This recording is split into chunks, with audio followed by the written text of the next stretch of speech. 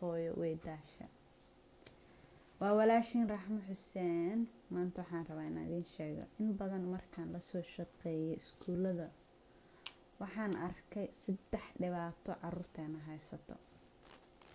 3daas waxaa weeye carruur maasha Allah waalidkii ku dadaalay, tuurur geeyay, waxbarashadooda meeshii la rabay ka sareyso, laakiin kalsoonidooda aad iyo aad u hooseyso oo isku kalsooneen. Number 2, dhibaatada labaad carruurteena haysato waxaa weeye carruur aad iyo aad maasha Allah u aqli badan,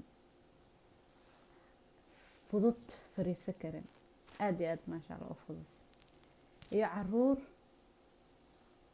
ka hooseeyo waxbarashadii inta looga talagalay.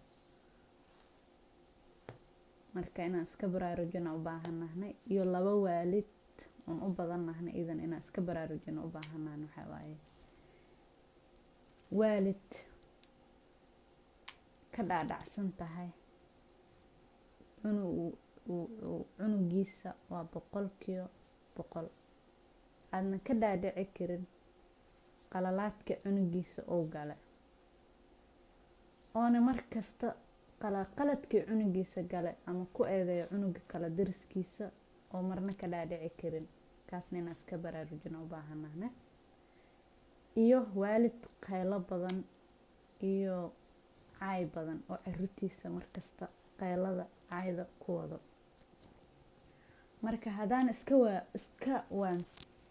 waaninin labadan waalidiin waxaan soo saareynaa carruurtan hadda hore soo sheegay, carruur kalsoonidooda dhima, sida meesha la rabo joogin, u kalsoonidooda hooseyso, isku kalsooneen. Marka insha Allah videoyaasha kala soo socda aan ka wada hadlaynaa haduu Ilaahay idmo. idinkana fikradiina waa u baahanahay ila soo share gareeya fikradiina.